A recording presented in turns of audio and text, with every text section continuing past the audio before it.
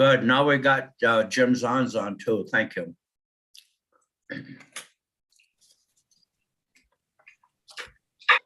Hello, Jim. Greetings. Greetings. We can hear you. There you go. We see your picture. That's good. And your regular, what kind of cap do you call that, Jim? I don't know. I got it as a gift. It's a cool cap. Oh, That's what isn't I'm. there a name for that cap? Or what do you call it? You know, Ann or Margaret, or what do you call that kind of cap? Why do you ask the women what they call it? Well, because women know and you and I don't know. I bet Tom Quinn or Dave don't know either. I know what some people call them.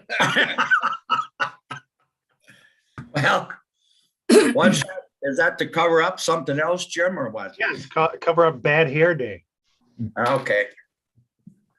Well, we're shooting the bull here for one more minute, and then we're going to start the meeting. I don't hear any more shooting.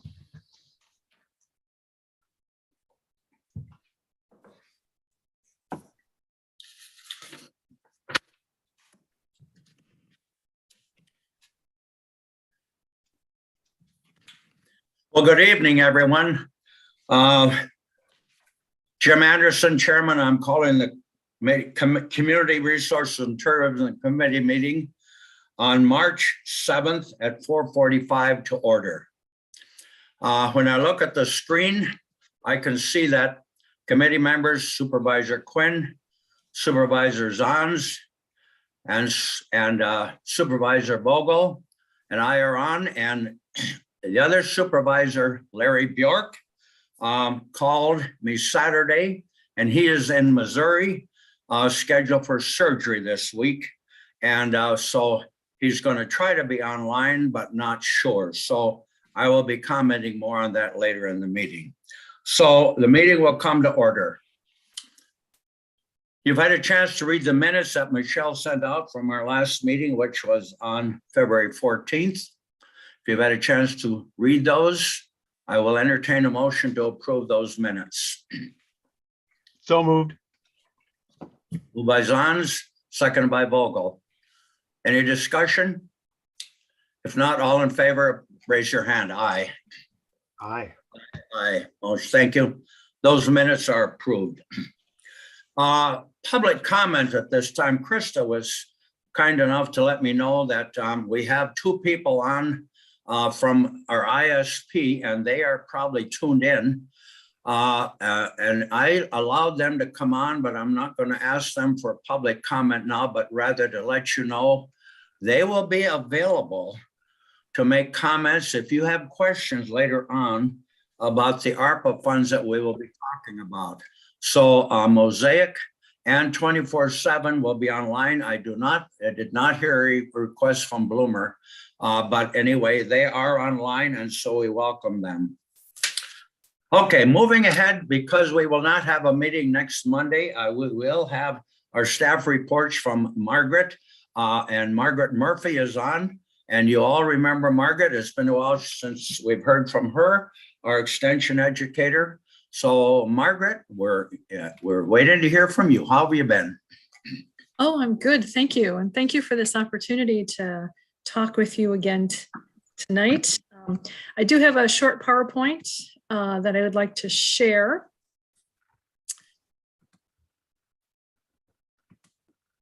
And hopefully everyone can see this. And as Jim had mentioned, my name is Margaret Murphy. I'm the horticulture educator. I serve Eau Claire, Dunn, and Chippewa counties. And I looked back at the last time I had an opportunity to speak with you. And so I think some of this stuff is new. Hopefully I'm not repeating myself. But one thing we've completed or worked on since the last time we've met is the state horticulture program, as well as me as a local educator in horticulture. We've worked on our plan of works.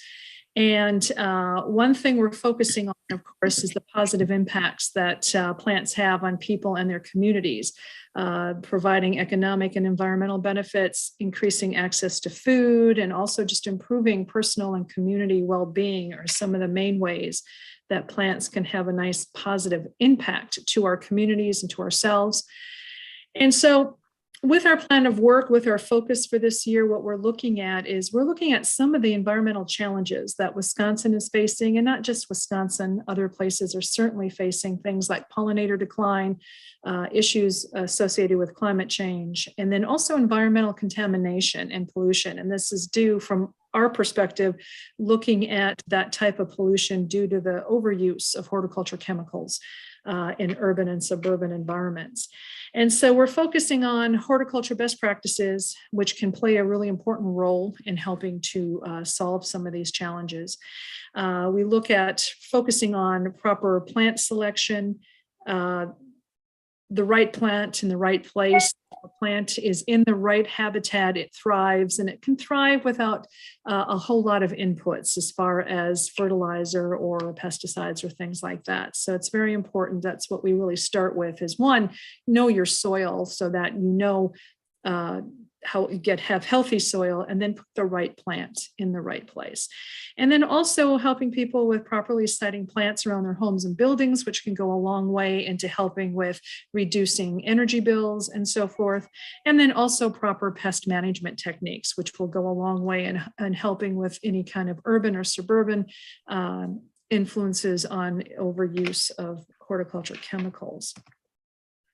We also look into food security and personal community well-being. This is an area that I've worked in, the food security part, quite a bit, and our master gardeners do quite a bit with the community well-being. This picture on the right is of the Veterans Memorial Garden in full bloom last year. And the other one of the food came from the Denton County jail garden, which they do, a couple of tons a year, I think, of food they donate to food pantries in the area. Some of the current efforts we're working on and what we've done last year, for me, from my perspective, is I've done work to, of course, support Master Gardener programs.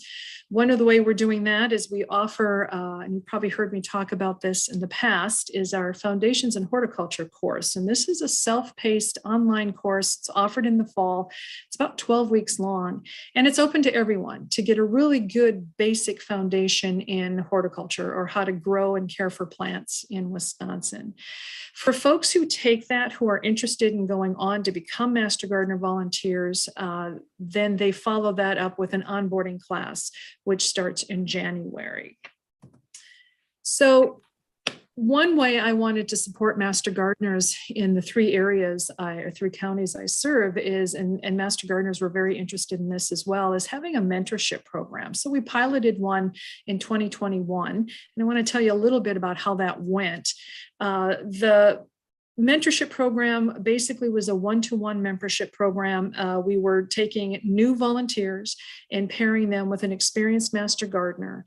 And that the goals of that was to help get the new volunteer better acclimated, more quickly acclimated to the local program, as well as get them more quickly involved in volunteer service and let them know what service or what opportunities were available to them. So that program ran from April through December last year. And in January, I sent out a Qualtrics survey to see how it went. And I was happy to see that 86% of our mentees that responded to the survey said that it did help them become more familiar with the local Master Gardener program and also helped get them involved in local volunteer service. And we find the quicker that a volunteer can get involved in volunteer service and get to know people in the program, the better retention we have of our volunteers, which is something we're also looking for. 100% of the mentees did say the program was a very positive experience for them and that they would like to see it continued. 2/3 of the mentors said that they thought the program helped new volunteers and also was a positive experience. So overall, mentees liked the program because it gave them opportunities for some hands-on learning. It also paired them up with an experienced Master Gardener they could learn from, and it was a way for them to get into that information highway with other Master Gardeners. So it was an overall very positive experience, though we did have a few challenges. And so some of the challenges included over time with some of the mentees, and also it happened with maybe a mentor or two where their availability or their interest in the program seemed to wane. In some cases, we had more mentees than we actually had mentors. So we tried to pair them up with their interests would match. We didn't always have that opportunity. So there was some mismatches of mentor-mentee interests. And then we found that not everyone, whether it was a mentor sharing with a mentee or a mentee sharing with a mentor, they didn't all share the same or receive the same amount or same type of information. And so a couple of holes there, and just learning basic information and how things operate within the program. So what we figured is that, yes, having some type of mentoring program is very valuable to new volunteers, and it really does help them become acclimated to the local program. But we were thinking maybe instead of the one-to-one program model, we would go more with an advisory team or an onboarding team. So that way, we would be able to address some of these other challenges or issues that came up with the one-to-one mentorship model. And then we also thought it would be useful to create an onboarding guide of relevant resources that a new volunteer could take with them and have. And that would be helpful, especially we had questions about, who do I contact if I have this question or that question? The Master Gardener program has gone through quite a bit of change in the past 3 years. So it's a fair question that has changed too, who they contact for certain questions. So it would be very helpful that this year I will plan to help put together an onboarding guide for them. But overall, I think our mentorship program was good, and we do recognize the need for reaching out to new volunteers and helping them get started their first year. Some of the upcoming education programs that I'm working on, or that we're working on, Master Gardeners and myself, one thing I'm working on is I'm working with a state committee of a couple of other horticulture educators. We've put together a series of mini webinars for the 2022 growing season. And we're calling them mini webinars because they're only 30 minutes in length, and that includes the question and answer period. And instead of covering broad topics like, diseases and vegetables, things like that, it centers on it's very focused on a single topic. And we are having them usually over the lunch hours. So we're hoping that having a shorter program focused on one particular topic will draw in different audience than we might have with some of our larger, longer programs. One we're having just this Wednesday, the next program for our mini webinar. We've had 2 so far. They've been very successful. They've had over 700 people signed up for them, I think, in both of them. That one was on apple tree pruning, and one was on scouting apple trees for pests, insect pests and things like that. And we had an enormous amount of turnout for those. The one we're doing on Wednesday is growing strawberries in containers. And so we'll see, hopefully we'll still get some great numbers there. Coming up in the future are those 3 other ones on watering techniques. Again, that goes a long way in helping to reserve your resources with proper watering practices, and strategies for identifying and managing insect pests as well as plant diseases. Another thing we have coming up, and that's this Saturday on March 12th, Master Gardeners from the 3 counties I serve, as well as a couple of other counties. It's kind of a Western county approach. They're doing a virtual seminar. The 3 counties I serve, each county used to do their own garden seminar every spring, and it was an in-person program. But with COVID, they went to a virtual format, and then they expanded it to include other counties as well. So this year they're doing a virtual one as well. It's from 9:30 to noon, and it's going to feature talks on earth-friendly gravel gardens and creating an organic bee lawn. So that I'm looking forward to. And then also I'm doing a series of talks. There's been a number of civic groups or just community groups reaching out to me for talks. Being that it's the time of year, people are starting to think about gardening. So I'll be talking, I have some talks lined up on patio gardening, spring planting, pruning of trees and shrubs, and also indoor gardening as well. So busy spring so far. program I wanted to tell you about that we're doing is called Gardening in the Valley. And this is a program we're doing with WHYS Radio, which is a Eau Claire radio station. It's at 96.3 on your dial. And it's a new program where we want to have local garden experts, master gardeners or myself, come on and talk gardens. So because it's new and we weren't really sure about the reception or the interest of master gardeners, we have decided to do it the first Saturday of every month. February 5th was our first program where Andy Herron, who's a master gardener in Eau Claire County, he spoke about starting seeds. Dora Woods, just this last Saturday, another master gardener, talked about maple syrup production, since that's getting started right now. Andy will come back in April for heirlooms. I'm going to be doing something on veggie gardening and raised beds in May, and so on. So we have a schedule through August. I'm very excited. We're going to see how this goes. If it's very popular and we have master gardeners interested in doing more programming, we might extend it to more Saturdays. Now, the radio station is very small. It doesn't have a large range, so I can't actually get it here in Chippewa Falls, but you can go to whysradio.org and listen to it online if you want. But it's the first Saturday of every month at 7:30 in the morning. So for all our early riser gardeners. We also do the youth gardens, the Boys and Girls Club in Dunn County. Again, I think I've mentioned this before. They've expressed interest in having a program where we'll teach best gardening practices and how to grow your own food. We'll also do some flower gardening for pollinator habitat and health curriculum.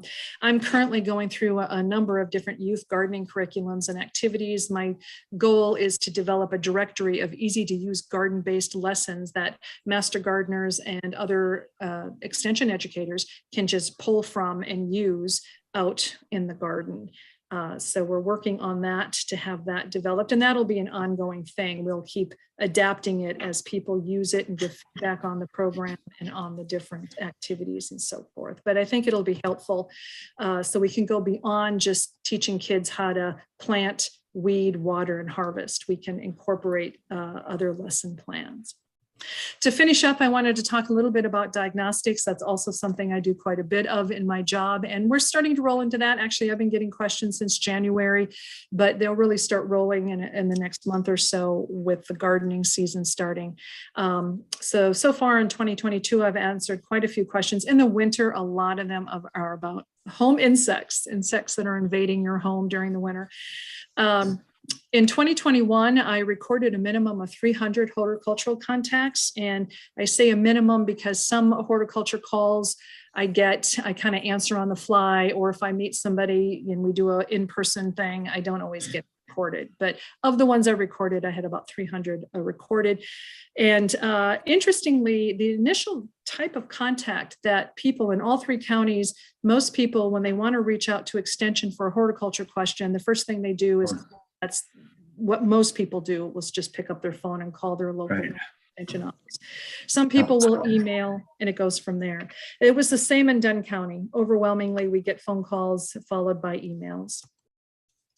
And then some of the topics that were asked overall in the three counties I serve, the primary topic had something to do with trees, whether it's planting trees, pruning trees, what is tree selection, whatever, but trees were a big topic.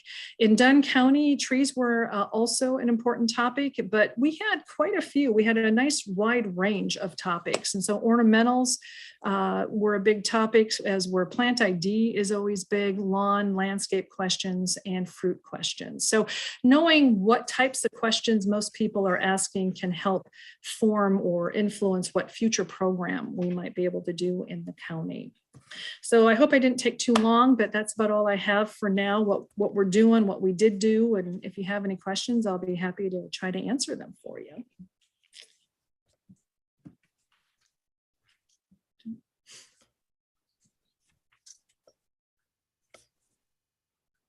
Jim, you're muted.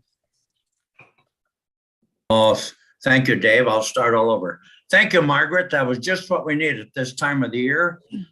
Spring coming up, and our schedule and everything you have. Just thank you very much I know I'm going to be calling on you this spring because I'm looking at getting some pollinators growing in my back, more pollinators. And you will be hearing from us. Okay, everybody from the committee or anybody else, questions of Margaret? I guess I have a couple. I'd like to get an idea of how many people are involved in the master gardener, the mentees, and then the youth gardening program. You know, I'd like a sense of how many people from Dunn County are involved in those programs. Right. In Dunn County, I'm trying to remember, we had only 10 mentors for the mentees we had. And I think about 3 of them came from at least three came from Dunn County directly. And we had a couple of mentees that are from Dunn County, although master gardeners are welcome to do their volunteer service in any county. Like we have a new Chippewa County master gardener who actually is going to do her volunteer work with the neighbors next door to our office. So they do cross counties.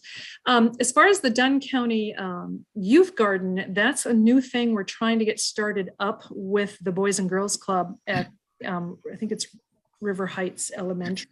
So once I get kind of an outline of what the Boys and Girls Club can do or wants to see happen in the summer, then I'll put out a call for help with master gardeners. So I don't have any master gardeners lined up for that right now. I'm working with Wise. Hopefully they will also partner with us on this program to do some nutritional stuff, but that will be another volunteer opportunity for the Dunn County Master Gardeners. Dunn County Master Gardeners over the years, since I've been here, they do quite a bit. There's only about 14.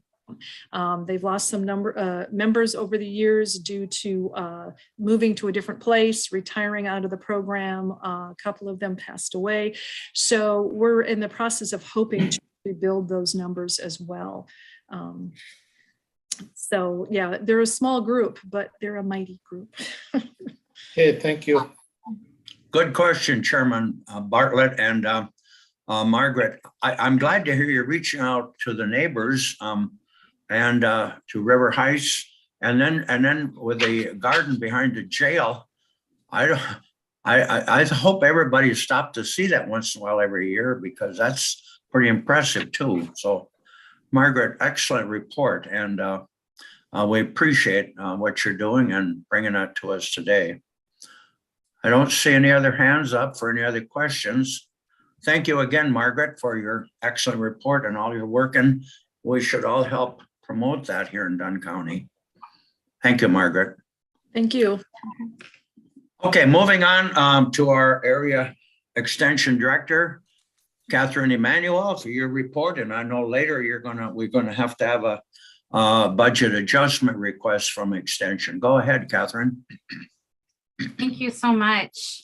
So I'll just piggyback a little bit off of what Margaret shared. And Margaret, thank you for doing an excellent report. You always have a very soothing and calm way to present information. So that is one of your superpowers.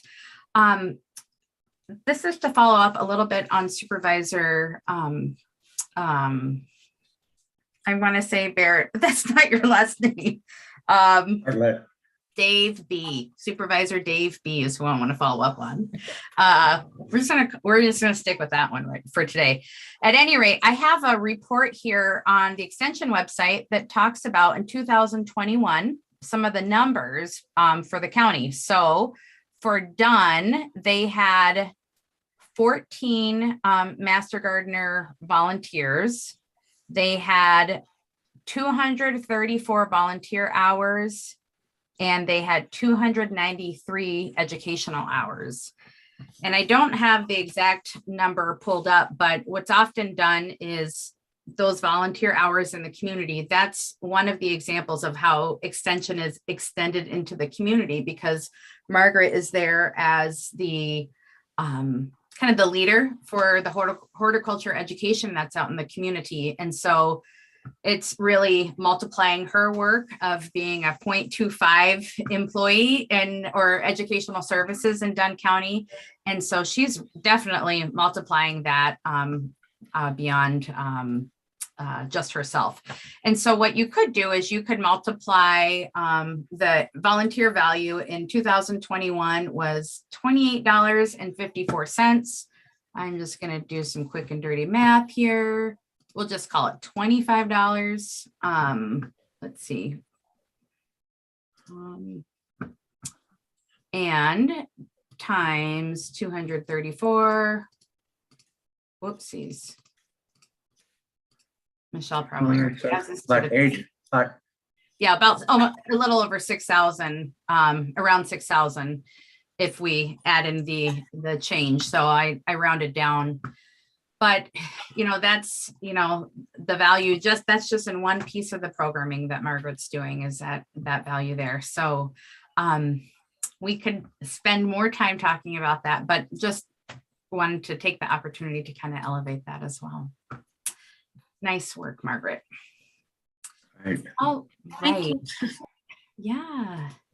Okay, so a couple updates that I wanted to share. So thank you everybody for your support with filling the Human Development and Relationships Educator position. We were able to get that paperwork submitted and now it's in the paperwork cycle. So hope to see that posted online here pretty soon and we'll be good to go. When we get closer towards the end of that search process, I would like to come back before the committee to ask for one person to share on that. Actually, we can, since it's just Dunn County, we could probably do one or two people who would be on that final search and screen panel. You would get a chance to hear the applicant's presentation on a topic that would be relevant to Dunn County and extension within the discipline. And then would also get to be a part of those final interviews. So we'd have to keep it at just two because we cannot break quorum. And but we can just be thinking, and I know next month is a big month with the elections and who's on and who's moving on and all that kind of stuff. So if you are with this committee again, would love to continue working with you and please give that some consideration. But I think those interviews would likely be beginning of May. So we've got time yet. Then wanted to also let you know that we have a new FoodWise educator who has started and shared a little bit about her. She has officially started and we had a really nice welcome potluck for Jael Wolf, Jael Wolf, WOLF. And she will be working and teaching in Dunn County as well. So just want you to know that she is started and I was in a staff meeting with her this morning in Eau Claire. She's just, you're gonna love meeting her. She's just a very bright, positive individual. So just really awesome. And yeah, so those are kind of the main highlights. Certainly would be happy to take any questions you may have. I know I've got another blurb in the report about an intern that we have that's going to be working with us this semester, but certainly would take any questions or comments you may have. Catherine, thank you. I'm going to, and you'll be staying on later when we get to the request for the budget adjustment, but I wanted to remind everybody and Catherine that at our meeting in April 17th, excuse me, April 11th is our next CRT meeting. That will be the last meeting that I will be chairing this committee. And Supervisor Bartlett, I think the election is before, and I think the new people take over at the county board meeting in April. Isn't that correct, Chairman Bartlett? Correct. And so I will still be the chairman of CRT at April 11th. And at that time, Catherine, I'm going to request that we spend a little more time kind of overviewing all of our area Dunn County UW extension workers, what I would call kind of an overview, and spending a little more time so that we can know our staff better and if you or somebody could kind of give an overview. For example, I was at the Ag Energy Fair over, what do we call it again? The Ag Center at Menard Center on Tuesday of last week.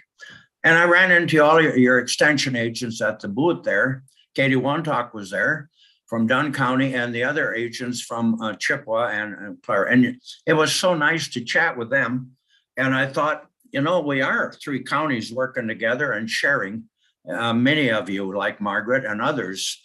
And so Catherine, plan on that for the last meeting that I'm chairman of, and then up to Chairman Bartlett, or the county board will be naming a new boards after the new county board takes effect. So I hope some of you will still be on the CRT committee next year. And so I'm saying that to you right now. So thank you, Catherine. Appreciate it very much, if that's okay. Any question of Catherine? Otherwise, we'll move on. Okay. I have a question for, not for myself, but for you, Supervisor Anderson. I'm happy to work on a presentation. I just want to clarify what your expectation is to make sure we're preparing adequately. Would you like us to do a review of the Dunn folks, or do you want us to do a review of all of the Area 6 folks? So that would be Chippewa, Dunn, Eau Claire. Done. I think done. we're interested in our, not that we aren't interested, I know you work there, but we want to know in Dunn County, like we just heard from Margaret, she brought it into Dunn County very well for us. And I think if I at least I would like to have a little kind of an overview, and if we don't expect them to all be in person, but maybe if you can get a little report from each one of them to kind of highlight their year. And so that at that particular time, all of us on this board and whoever's a carryover next year can keep this CRT committee going very effectively. So if that's okay with you, Catherine, thank you. Yeah, that would be great. And we can prepare for that. Definitely. Michelle is helping us put together our annual report right now. So that will be, we can use some of those efforts as well. And then just for your peace of mind, Supervisor Anderson, because I know your brain is not going to turn off after the middle of April, thinking about all of these organizations you're so passionate about. We will plan on doing kind of a welcome to Extension 101 with all of our new committee members as well. So just to make sure that we can hear from them on what they feel are the priorities, and we can share about our work and just start building that relationship come mid-April. Well, Catherine, thank you. And I will be in touch with Michelle so that if there's anything further that we expect when we put together the agenda for April. So we look forward to that at that time, Catherine. So Margaret, to you and to Catherine, again, thank you very much for your good report. Much appreciated. All right, we're going to move on then to our item 6 on the agenda, which is I wanted a little update from Supervisor Zahns regarding how we're doing on rural tourism. And remember, we are expecting a report from Supervisor Zahns at the March Dunn County Board to how this webpage and how we're going. So Jim, can you kind of update us? How is it going? I know I read in the Glenwood City paper, the good report that we got from Leanne Ralph that you're recruiting photographs and pictures for various places.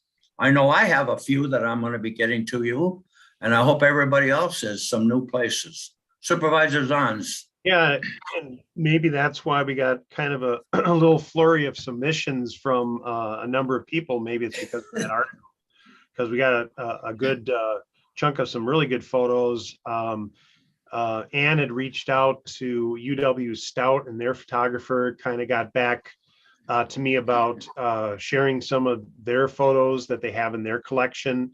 So I put him directly in touch with Dave, the developer. Same thing with some guy that takes pictures for the racetrack, has some cool racetrack photos.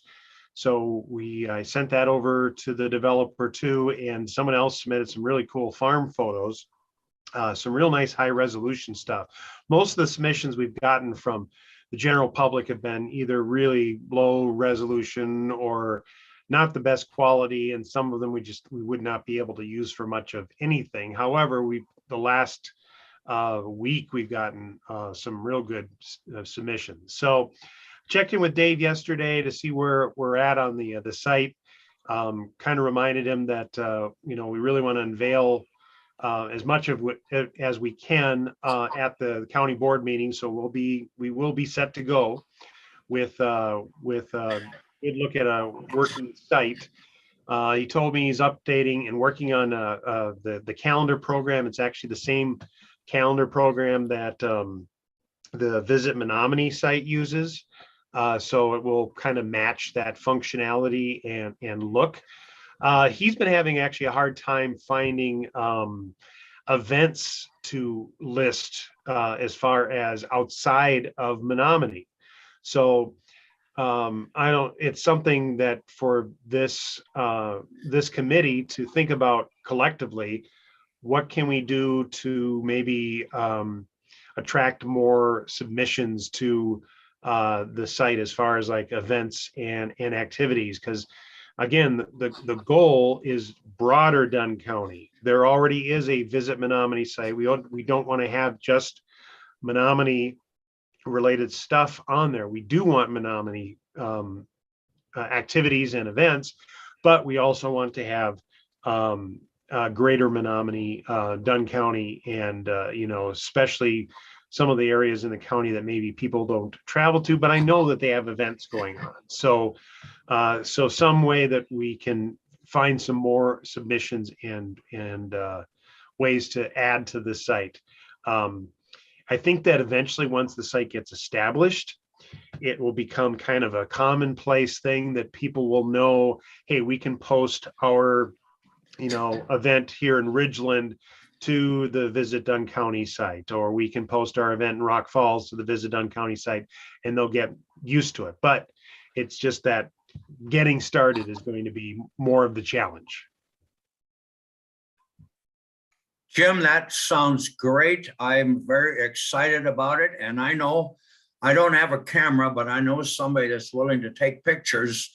And I'm going to go around a little bit with this person this spring and summer and get some pictures of some places that I think need to be and want to be included. I think that I just read, and all of you probably know that I don't remember the name of the bar in Wheeler. They just bought the grain bin up north of Wheeler there when you travel up 25, and that grain bin now is going to have being able to process meat. As I understand it, we'll have a new meat processing plant here in Dunn County.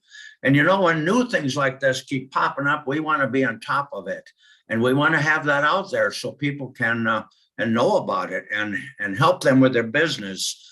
And people love maybe not with the high price of gas, but people might be traveling more locally in Dunn County this year. And if we can get even the people are in Dunn County and surrounding, visiting all these great places in rural Dunn County, that would be awesome. And Jim, I think this is just the perfect ticket for it. So I'm going to be chatting with you a little bit about that when you and I get together. And anybody else on the committee, please reach out to Jim with the pictures or photographs or anything you can do. And we're going to make this work. Questions for Supervisor Zahns from anybody on the committee? Jim, we look forward to your report from this committee at our county board meeting, which is on March 16th. And Chairman Bartlett, we have that on the agenda. And at that time, if you'll give me the honor of introducing our Supervisor Zahns from CR&T Committee to tell everybody about our rural tourism plan. Okay. Any questions of Supervisor Zahns? Well, if not, thank you. Thank you very much. Now we're going to move on to the action items on our agenda. The action items is first of all the request from extension for a budget adjustment. So I'm going to call on Catherine Emanuel to present this request. Catherine, you're on. Thank you so much. And if you don't mind, Michelle has, we connected earlier today and she can share a little bit more about this with you all. So she's our day-to-day numbers leader in our office. So Michelle, take it away. All right, so our budget adjustment is related to funds that we have gotten from the Division of Extension for postage. So specifically $1,957 we received from UW-Madison Division of Extension. So we will be asking to adjust the budget by that 1957, and then that will go into a state grant, and then we will be charging our postage against that funds. And then going forward next year, we'll just work this into the budget ahead of time as we prepare our 23 budget. Michelle, Michelle, I see I see our CFO is online, and I was just going to call on her at this time too, to see if she had questions or response to this. Yes. Yes, thank Diana you. Hogg, yes, our CFO, go ahead. Yes, thank you for this opportunity. Good evening, everyone. I also would like to add that this funding was always available. So what we've changed is how we recognize, or who's recognized the revenue, and how are we recognizing expenses. So since the revenue is technically for extension, it is appropriate to then charge the expense that goes with the grant. Previously, the practice was that the funds were in the extension revenue side of things, and the expense on all the mileage was actually in admin. So we fixed that process to make sure that our funding aligns with the expenses. So that's why we had this budget adjustment. Yeah, thank you, Beta. So the action that we take is, do we have other requests, Michelle, besides this one? Or shall we take, so we need to take no action on this, right, Beta? Yes. Vote on it. What sort of a motion would be in order? I'm sorry, is that a question for me? Michelle, are you, I would entertain a motion, but I'd like to get the motion that would be in order to approve. Would it just be to approve the adjustment of $1,957? think that should suffice. Will that suffice, Beta? To approve the budget adjustment of for extension of $1,957. You're nodding your head, Beta. Does that mean yes? I make a motion. Oh my goodness, I was muted. My apologies. Yes, so we've matched the expense to go exactly what the grant allows. You're welcome. Appreciate that. It's moved by Zons. Do I see a second? Second by Vogel. Thank you. It's been moved and second that we approve this budget adjustment of $1,957 for request of our county extension. No further discussion. Chairman Bartlett. So if I'm understanding this right, the expense has been in the county budget in admin. And now we're going to put the expense in extensions budget. So how are we going to, so we're transferring the revenue of that expense over to extension so they can pay for it? Is that what we're doing? From admin to extension? Let's see if I can rephrase it. Yes, in a sense, that is correct. What happens is we have the expense when copies, or I'm sorry, when mail is being sent out. What we then will do is make an interdepartmental charge, I believe, or are you guys invoiced directly through L&M? Because we have various providers that provide the mileage and, I'm sorry, the postage. Um, I think So- Michelle can give a good overview because Michelle, pass the baton to you because you'll explain it pretty well here, and I think will help clarify. We're Michelle? still working out all the fine details on how we're trying to see if we can set up like a sub account with the mail courier, or we're not sure yet exactly, but we will separate the extension postage out from the rest of the county. That would be the cleanest and easiest way. Otherwise, when the bill comes, it's all going to be under admin. Then we need to determine how much out of that bill belongs to the extension. And then when we would make interdepartmental charge, which then becomes a reduction or recognized revenue for admin, and then it becomes an expense to the extension. But we're trying to make it more smoothly so it doesn't go the second level. It will just go directly, charge it to the extension, but we need to set up internally the account so it gets billed directly.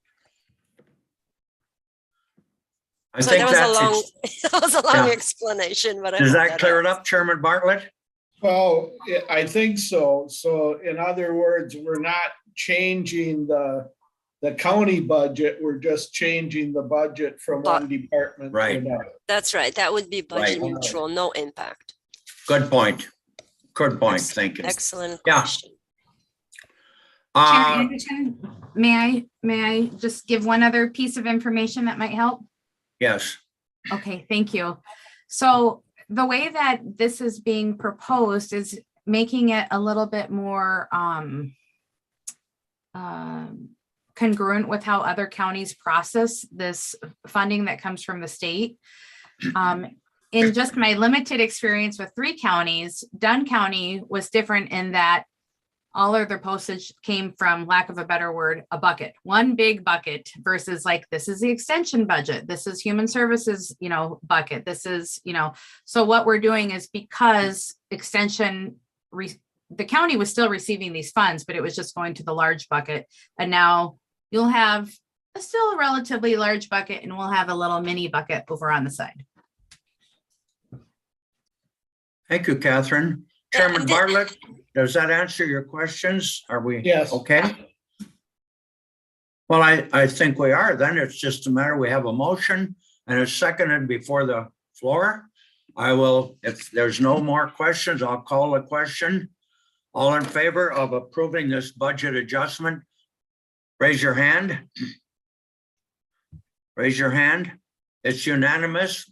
The motion's carried. Thank you. That will take care of it. So Beta, will that, are you able to, between you and Michelle, then be able to handle that transfer and it's taken care of, right? Thank you. We appreciate you being on, Beta. Thank you very much. You're very welcome. Now we're moving on to B, the ARP of funds, and this is going to be a big topic for discussion. And I see by my screen at this point, we also have representative from 24/7 on, Jim Kuslich, and representative from Mosaic, Preston Pearson, are on. So they're here to hear the discussion. Remember, and if there are questions, or we might want to call on them sometime later. Am I okay? So let me begin. Let me begin this by saying to all of you, I have been in communication either by email or verbally about this topic, and all of us have spent a lot of time trying to determine the best and fair and equitable way to process this procedure.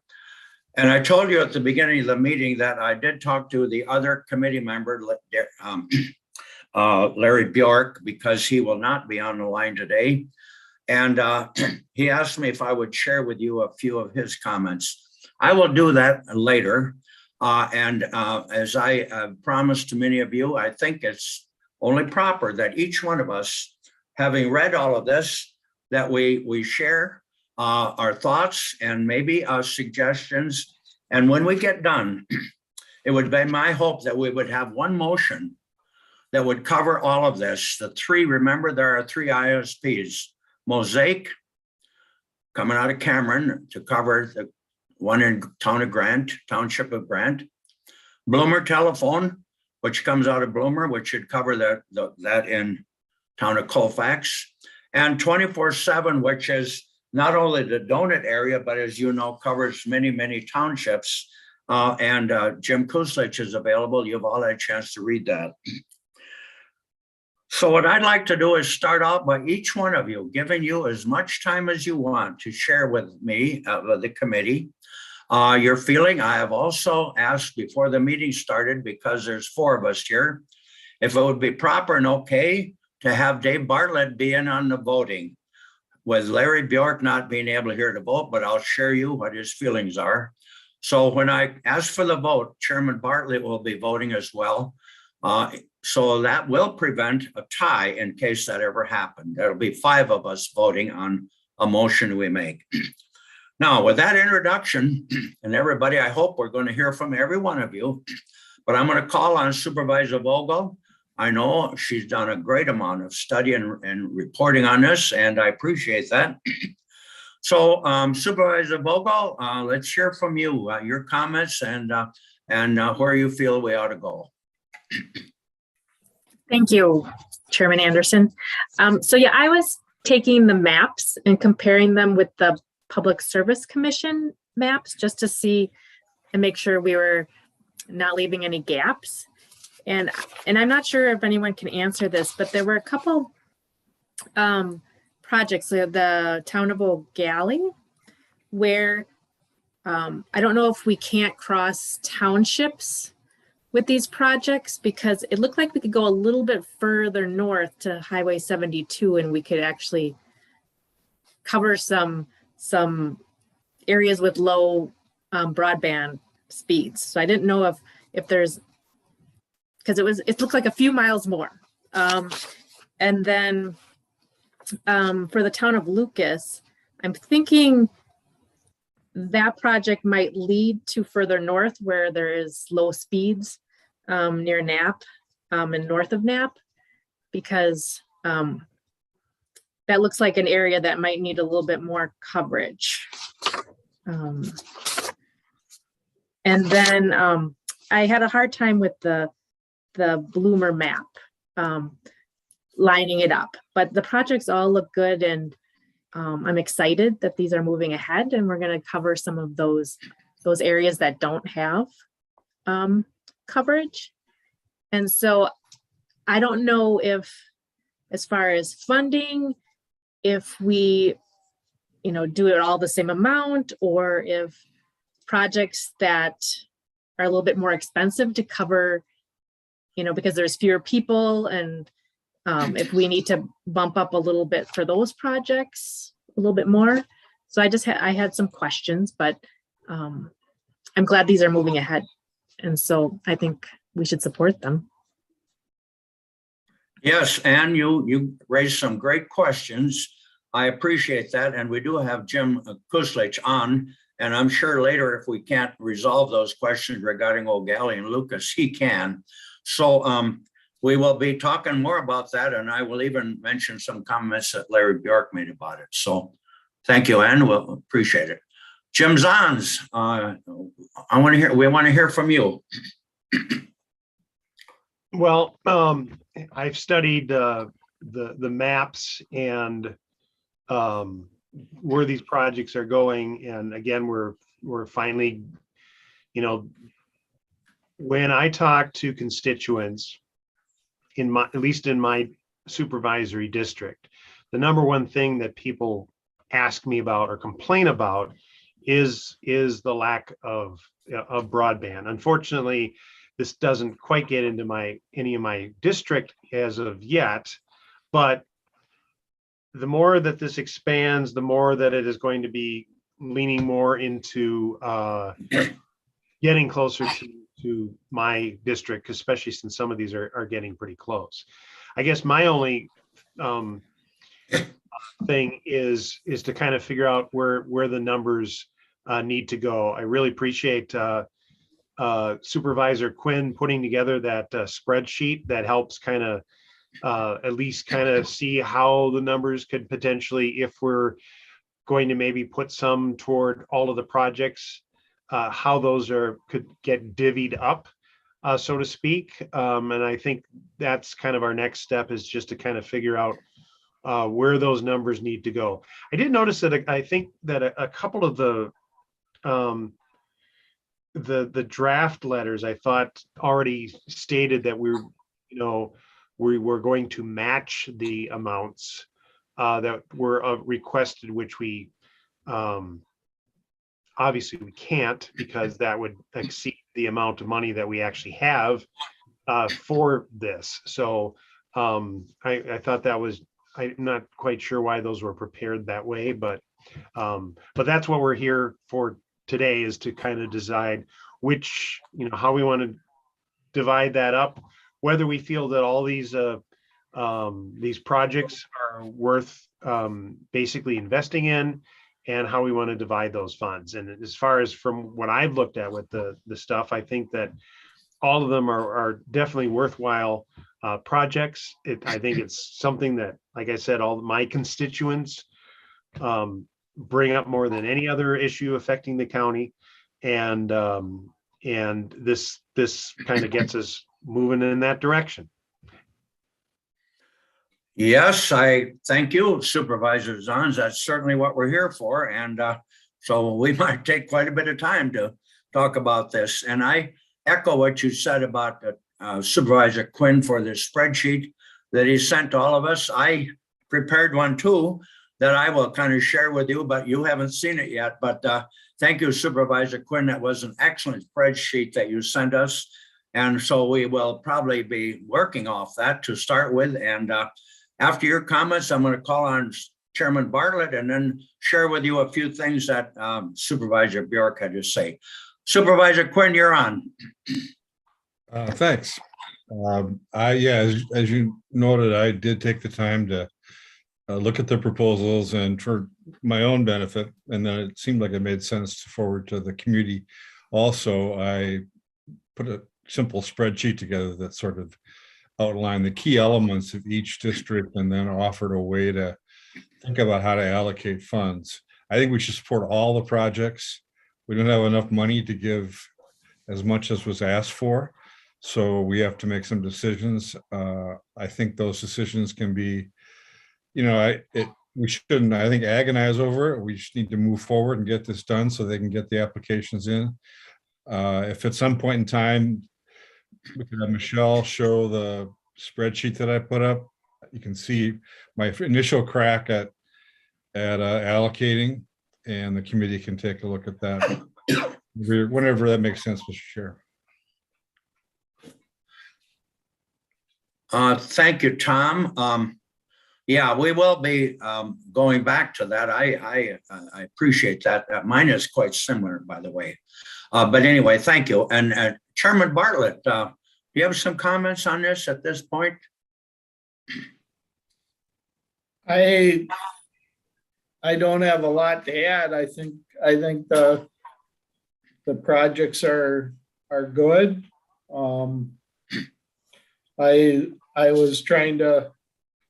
I really want to thank Tom for putting the spreadsheet together, because I was trying to write one out myself, and this made it a lot simpler. So I'm waiting to see what we decide where to put the money, what the numbers are going to be. Yes, so am I, Dave. Thank you. Well, I think I got one more thing. Yeah, go ahead. Supervisor, I want to show the difference between areas in the county. Supervisor Zahn said the number one issue he hears from people is broadband. And I totally understand that if you don't have broadband in your area. But I've gone to the town board meetings now because of the re-election coming up.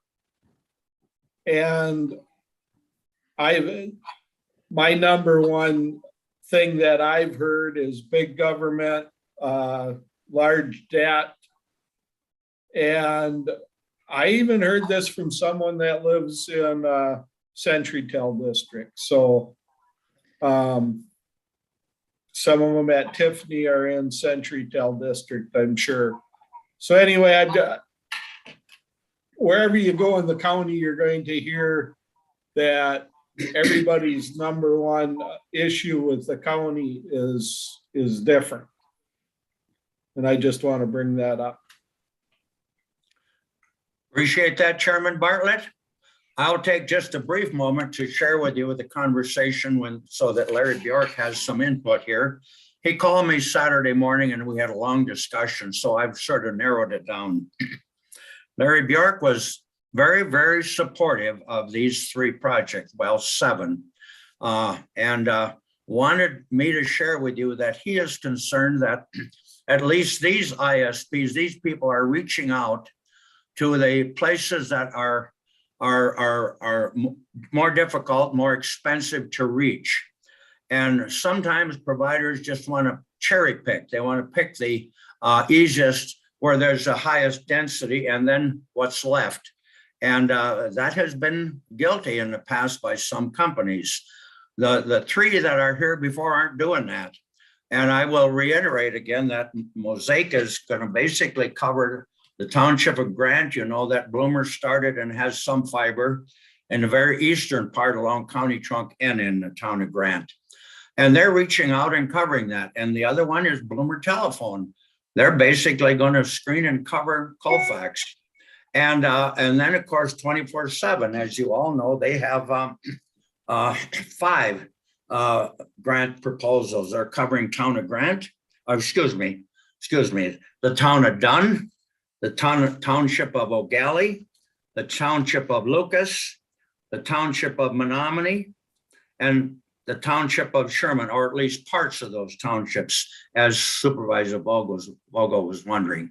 So what we have today is a decision to make with $100,000 that we have. And to remind everybody that if we make a proposal and we need to send that on after this meeting to our administration, and they will send in writing to all of these ISPs the exact amount of money that we are designating per project.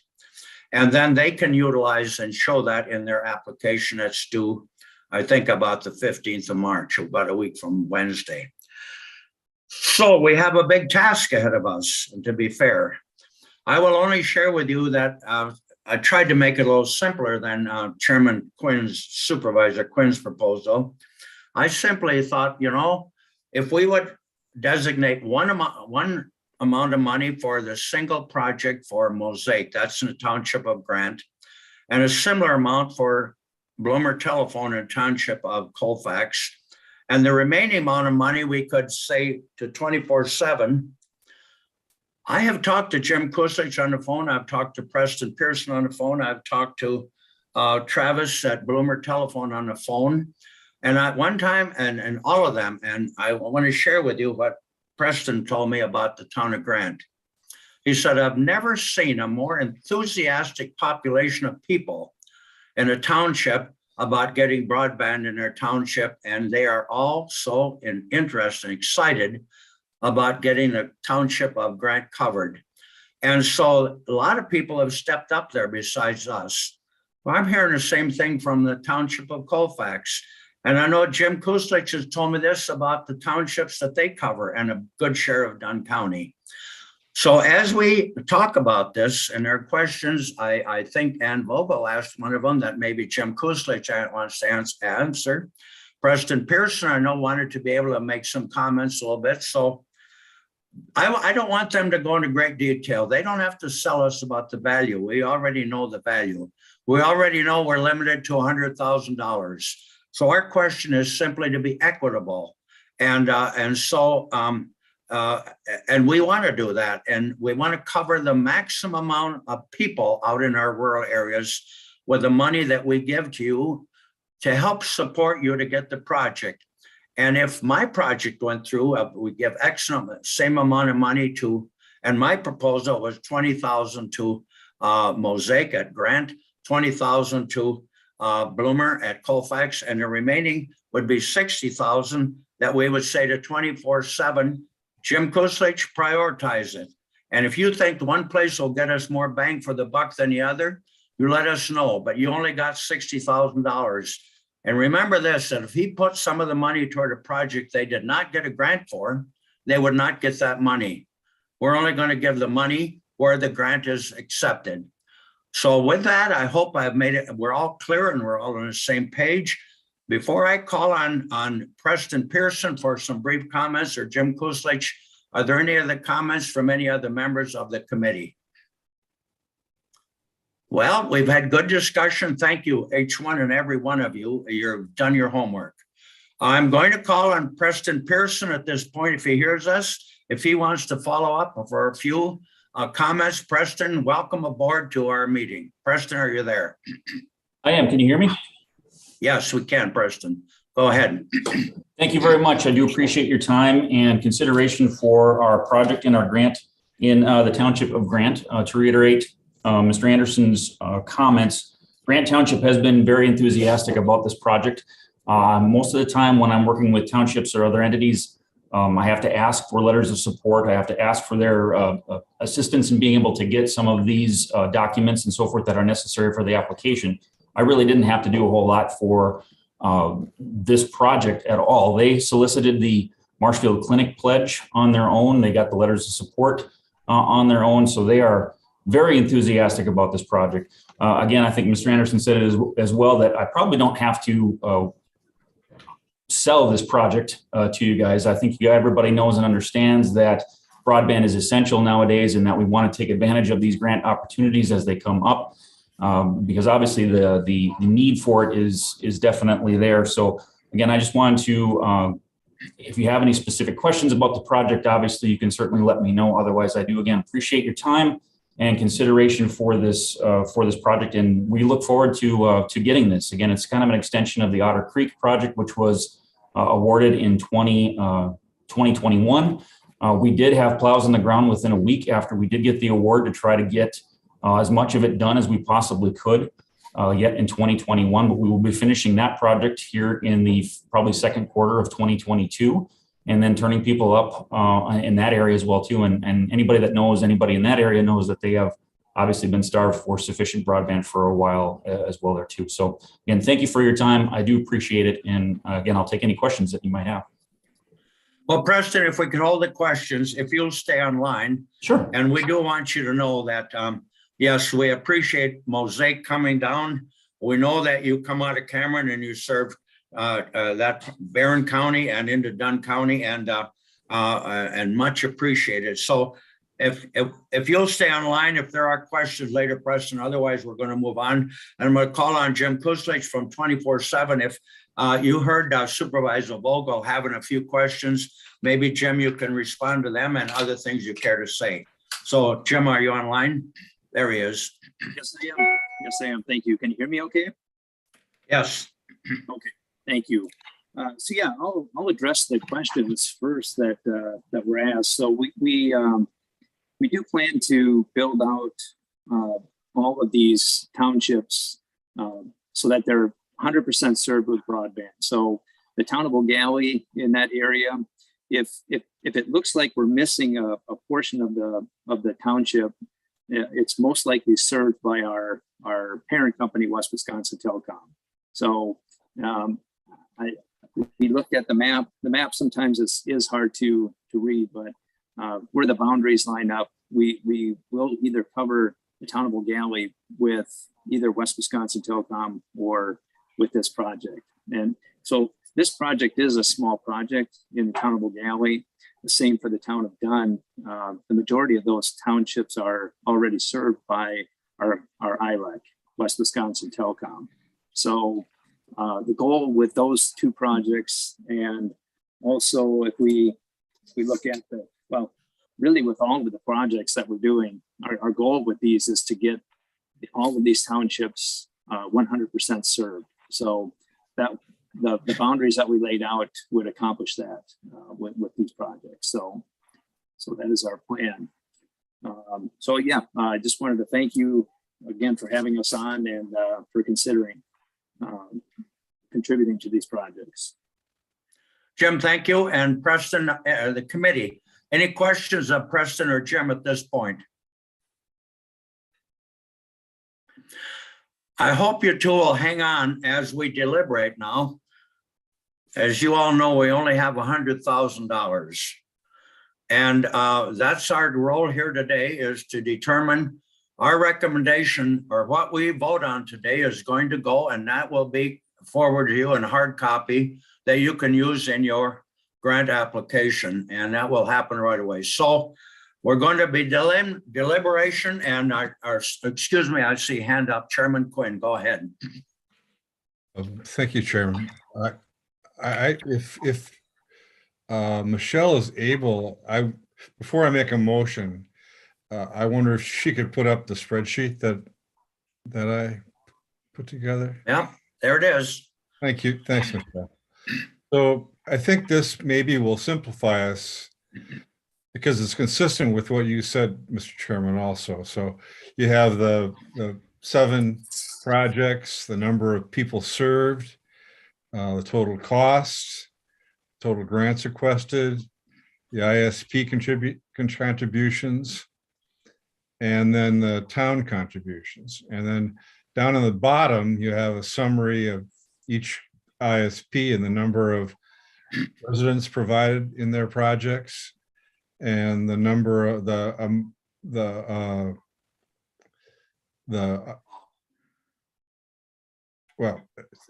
then on the other, so at the end you have, I guess some of the applications we got hadn't asked from the county, and some didn't, where they haven't asked. I put that down there. But more importantly, column H, just looking at some possible options for allocating these and coming up with $100,000. Column H would be the first option, I think.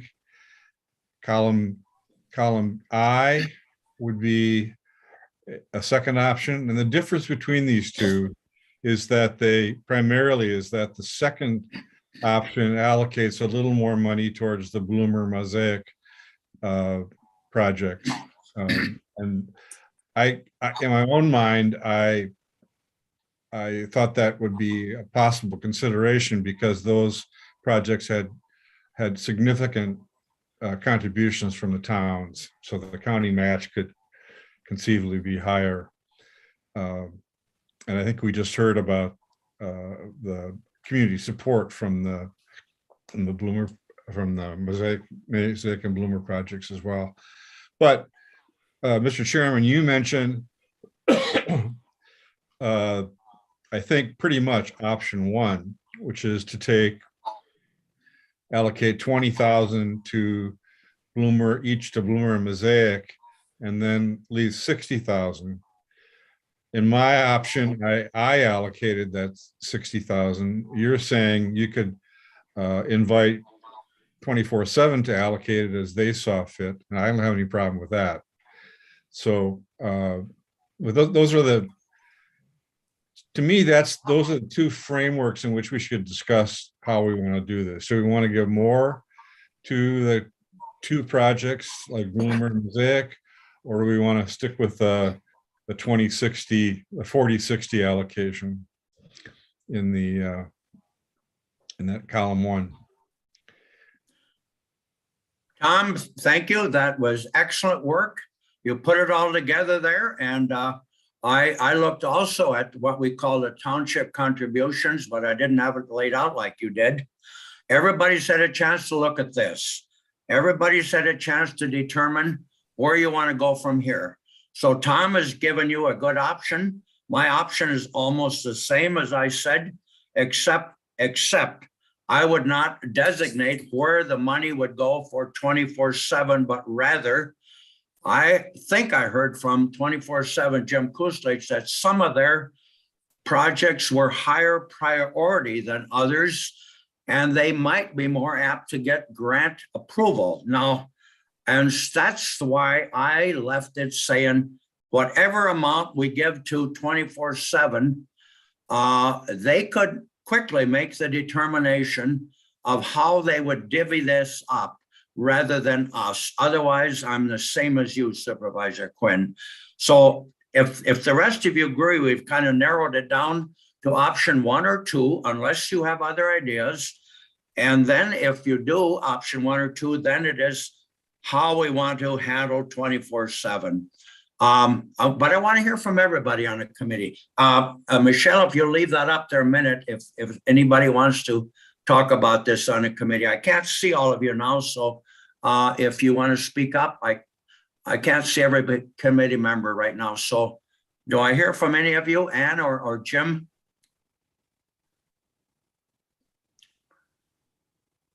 Not. How about Chairman Bartlett?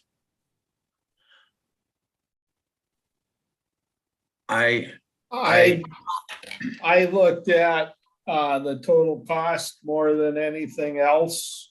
And I didn't use up quite all the money.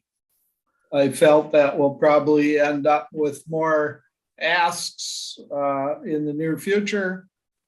And so I didn't use up quite all the money. I was around 75,000, I guess, that I used.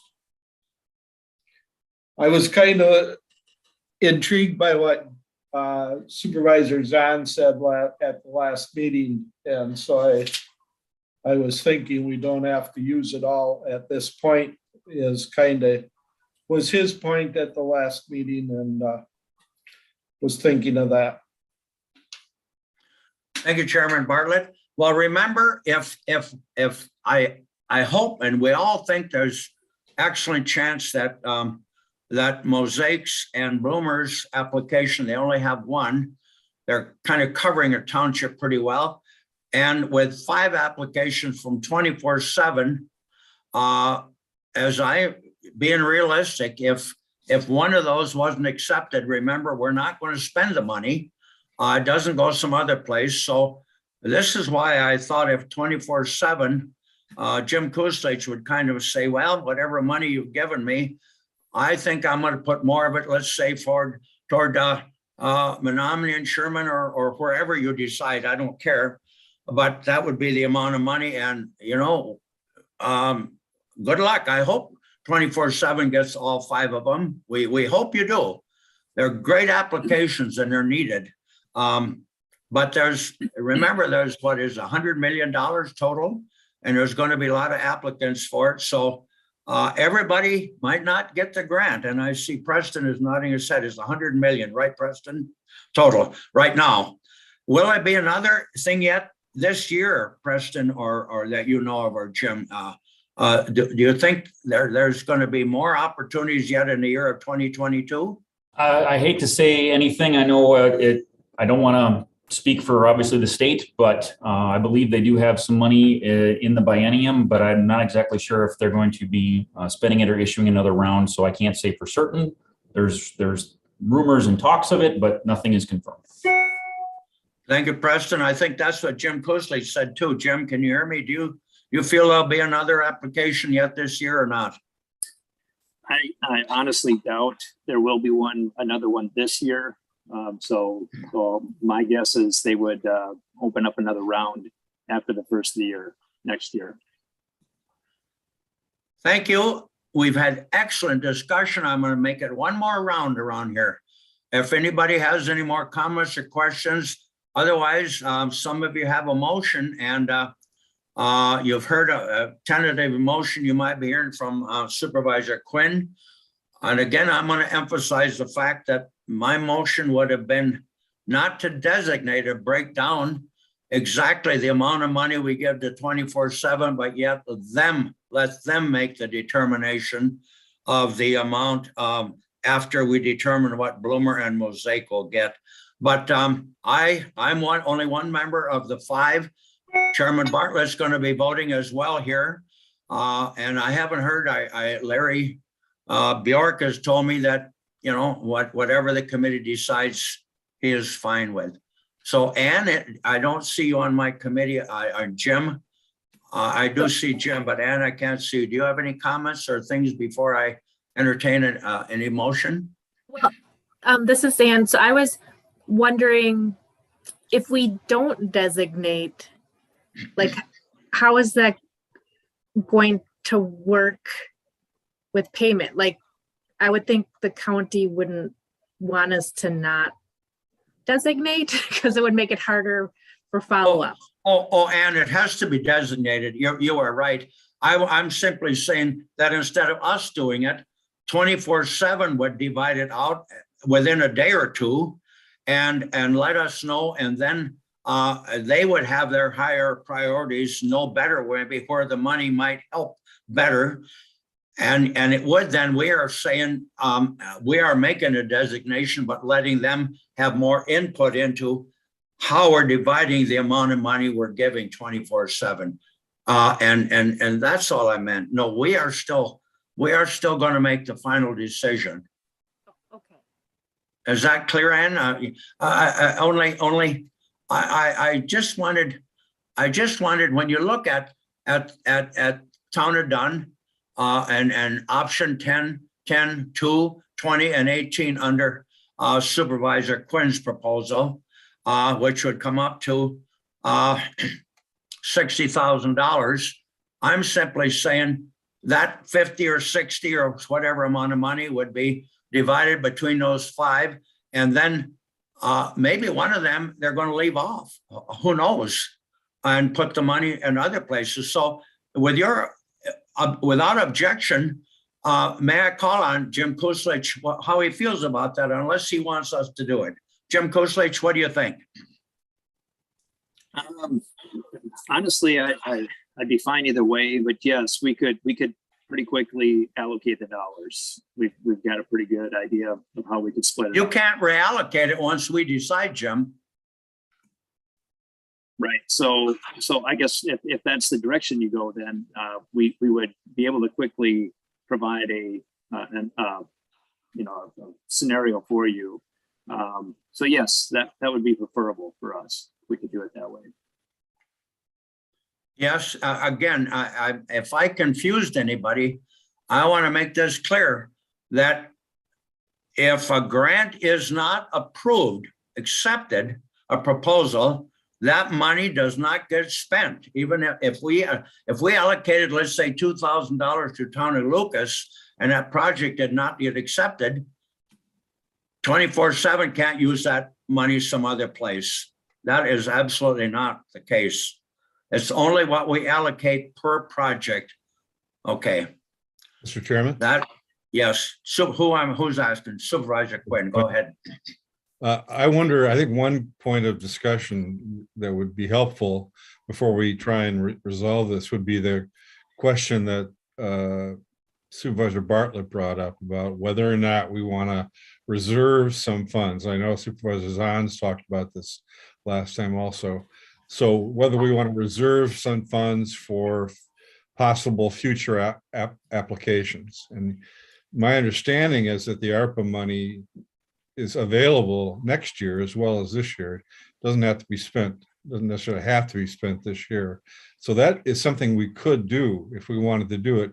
And I'm wondering if any of the committee members have any thoughts about that, or if Supervisor Bartlett wants to, or Zahns wants to explain what they were thinking more. Yes, I would hear from the committee. Well, I think that when I suggested that, I mean, it was like more of a consideration as to whether or not we wanted to do that. I knew that we had all these grant applications coming up, but I'm sure there'll be more next year as well. But does it make sense to, just go ahead and take advantage of that this year with this money as opposed to setting it aside for next year? I'm kind of open about either or as far as that goes. So I don't have a strong feeling either way as to whether or not to just allocate some of it this time and go the other way. I didn't know if this would be a consideration too. I wonder if I can, I just looked at just to see what the breakdown would be of the cost per residence. And I don't know if I can share my screen just to show this this amount. Let me go ahead and let's see, it would be this one. So can everybody see that? Yes. So I broke it down just so we could kind of, just to have another thing in the cost. I didn't seem to have a number here for Mosaic for the total cost of that project, so I didn't put it in here.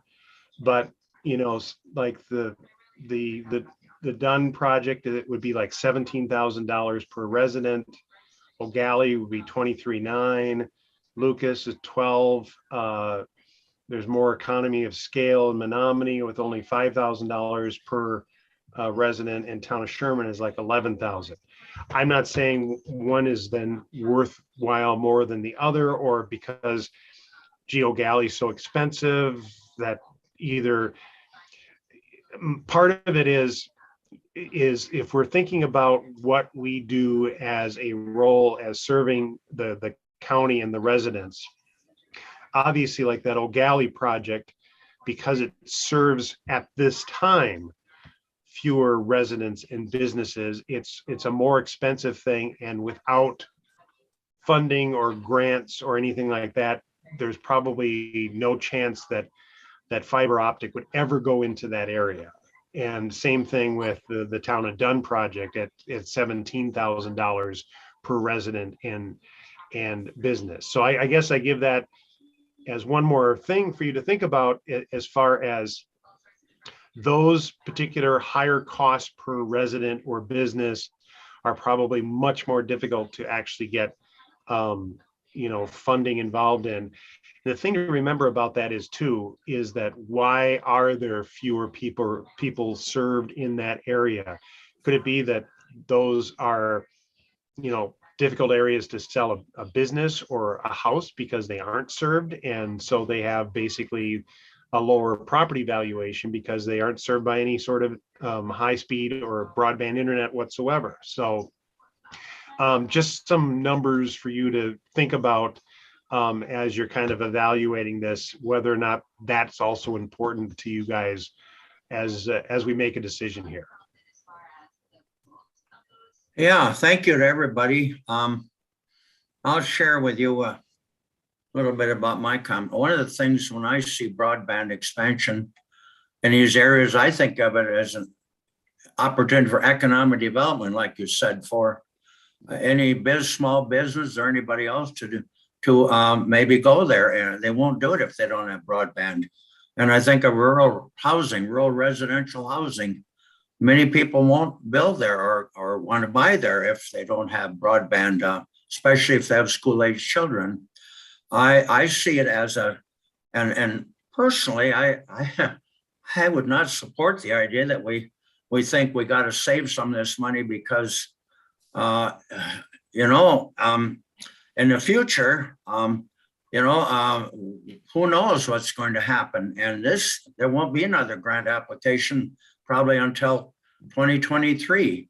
Then we're going to have quite a few different people certainly on this board. I